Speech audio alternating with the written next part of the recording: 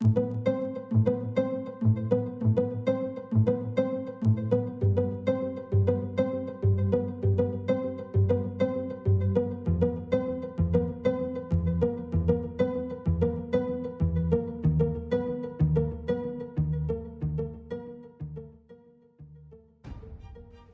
vez calculadas las reacciones, como en los ejercicios anteriores, procedemos a trazar el diagrama de cortantes. De la misma manera que en esos casos, considerando fuerzas cortantes de signo positivo de 0 hacia arriba, fuerzas cortantes con signo negativo de 0 hacia abajo. Y esto es muy sencillo porque únicamente lo que tenemos que observar es el sentido de las fuerzas y de las reacciones. Empezando de izquierda a derecha, iniciaríamos primero con el valor de la reacción, que es RA. A una escala determinada vamos a colocar 1, 2, 3, 4.48 toneladas. Ese es el valor de la fuerza cortante en el extremo. A continuación, vamos a restar la carga que es uniformemente repartida. Esto es, en una sección de la fuerza hacia el lado izquierdo, tendríamos la reacción hacia arriba menos la carga en ese tramo de 2 metros hacia abajo. Es decir, tenemos 2 metros por 1 tonelada. Cada metro serían menos 2 toneladas. Y sumar menos 2 toneladas más 4.48 nos quedaría 2.48 toneladas en el punto donde aplican la carga concentrada. Al tener ese tipo de carga entre A y la fuerza, esto genera una recta con pendiente, a diferencia de los otros problemas, en donde se considera como recta horizontal. Antes de llegar a la fuerza, el valor del cortante es 2.48. Una distancia mínima o diferencial a la derecha de la fuerza, vamos a tener otra fuerza cortante que es igual a 2.48 menos 2 y vamos a bajar a 0.48 toneladas. A continuación, seguiríamos con la suma de fuerzas para obtener la fuerza cortante en el extremo. Esto es, en 4 metros bajaría 1 tonelada por cada metro, es decir, menos 4 toneladas. Menos 4 toneladas y más 0.48 toneladas, llegaríamos a determinar la fuerza cortante en el extremo B con un valor de 3.52 negativo. A la misma escala, 1, 2, 3, menos 3.52 toneladas, trazaríamos la gráfica de la fuerza cortante con esta misma inclinación. Es decir, la misma pendiente que tenemos del lado izquierdo es la misma pendiente que tendríamos que tener en la siguiente gráfica. Entonces vamos a trazar la misma fuerza cortante de menos 3.52. Una vez determinado el valor de menos 3.52, sumamos el valor de la reacción, que es igual a más 3.52 para llegar a 0. Y esa sería nuestra primera gráfica. Vamos a darle alguna calidad para visualizarla mejor y así poder determinar las áreas. Tenemos un trapecio, tenemos un triángulo, rectángulo y otro triángulo, rectángulo. Listo. Entonces, se forman 3 áreas. El área 1, la del trapecio, el área 2, que es un triángulo, rectángulo muy pequeño, y el área 3, que es un triángulo rectángulo con signo negativo más grande. Para determinar las áreas, utilizamos las fórmulas correspondientes. El área del trapecio, el área 1, se determina de la siguiente manera: sumando la base mayor, que es 4.48 toneladas, más la base menor, que es 2.48 toneladas. Entre paréntesis se suman ambas bases o distancias y se multiplican por la altura del trapecio. La altura del trapecio es igual a 2 metros. Y en la fórmula del área del trapecio se divide entre 2. Esto determina, si se simplifica, más rápido el valor del área 1. El área 1 sería igual a 6.96 toneladas metro. El área 2, aquí necesitamos trabajar con un paréntesis, es decir, el área 2, que es el área de un triángulo rectángulo, es igual a base por altura entre 2. En este caso, si nos fijamos en el diagrama de la pendiente corta en un punto en donde el cortante es igual a 0. Es decir, la distancia que tenemos como base del triángulo rectángulo, x1, es desconocida, a menos que se mida gráficamente. Lo mismo sucede con la distancia x2. La distancia x2 es la distancia entre el punto donde el cortante es 0 y el extremo derecho. Para determinar esas distancias es necesario aplicar la siguiente fórmula.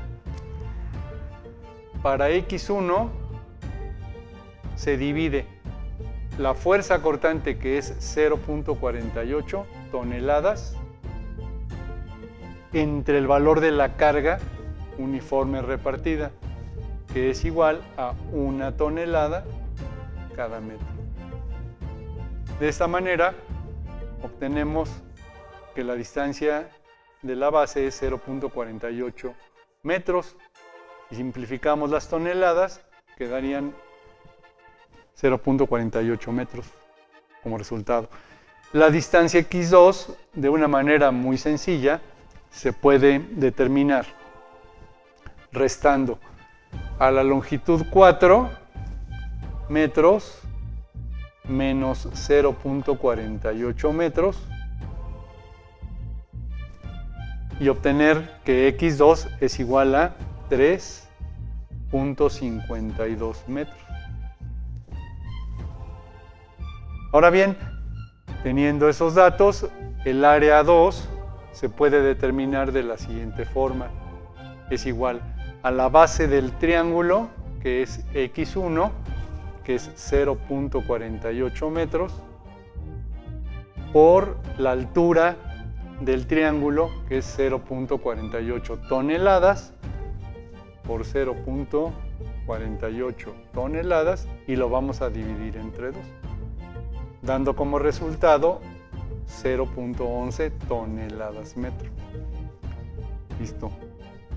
Así, el área 3, que es negativa, se determina de la misma manera.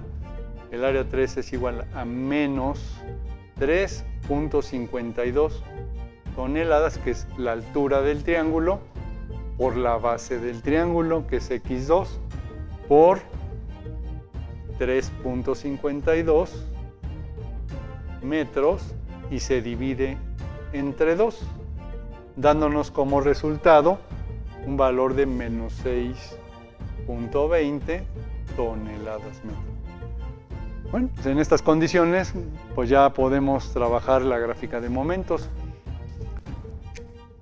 Primero visualizar los signos. El signo negativo en la parte superior cuando la flexión es negativa. Acordémonos que en el ejercicio anterior la flexión depende de la deformación de la viga. En la parte inferior, la deformación que es hacia abajo, representa el signo positivo. Muy bien. Iniciando como en la viga anterior, el extremo A es un extremo empotrado, lo cual implica considerar el primer momento calculado, que es 4.78 toneladas metro. Al ser la flexión nuevamente con curvatura hacia arriba, como lo dibujamos en otras vigas, tendremos entonces, por lo tanto, que iniciar de 0 hacia arriba con el valor de menos 4.78. A escala menos 4.78 toneladas metro, iniciando con el primer momento de empotramiento. Una vez indicado el momento, podemos sumar el área que corresponde al área 1 a un momento flexionante positivo. Como tenemos uno negativo, en principio habrá que calcular la diferencia de menos 4.78 más el área 1, que es 6.96, y vamos a obtener un momento en donde está la carga igual a 2.18 toneladas metro, a la misma escala. Listo. Como tenemos ahora un tipo de carga que es uniformemente repartida, el trazo de la gráfica de momentos es una curva o es una parábola, así aproximadamente. Teniendo el momento de 2.18 toneladas metro, ahora procedemos a sumar el área 2, que también es positiva por el triángulo rectángulo que tenemos en la parte de arriba. Para localizar el momento de esa suma, bajamos una referencia y en esa referencia colocaríamos la suma de 2.18 más el área 2, es decir, 2.18 más 0.11, estaríamos bajando más en la gráfica a un valor de 2.29. Esto es 2.29 toneladas metro. Ligeramente aumentaría el momento flexionante. Finalmente, al momento de 2.29 le vamos a restar el área 3. El área 3 es igual a menos 6.20 toneladas metro. Entonces, más 2.29 menos 6.20, tendríamos nuevamente que regresar al momento negativo con un valor de menos 3.9 toneladas metro a escala. 1, 2, 3.9 toneladas metro, que aproximadamente debe de corresponder al momento de empotramiento en el extremo BA. Si no es exacto, pues es por algunas decimales que no se consideraron, pero puede darse como bueno el resultado. Y ya para terminar la gráfica, lo que tenemos que hacer es, nuevamente, al tener la misma carga uniforme, continuar la curva en sentido hacia arriba para determinar el trazo completo. De la misma manera que en el problema anterior, le damos calidad a la gráfica con la finalidad nuevamente de visualizar en donde tenemos momentos flexionantes negativos y momentos flexionantes positivos. Esto es muy importante cuando se diseña una sección de concreto, de acero o de cualquier otro material, ya que en la zona de arriba tenemos tensión. El diagrama nos indica que hay tensión en esta zona. Y en la zona de abajo nos indica que el diagrama también hay tensión en la viga. Entonces, en resumen, tendríamos tensión y compresión. Tensión en la parte de abajo, compresión en la parte superior. Tensión en la parte superior y en la compresión en la parte inferior. Nuevamente, los puntos donde no aparece el momento se llaman puntos de inflexión y son los que estarían localizados en ese sitio. Muy bien, pues eso sería todo por este problema.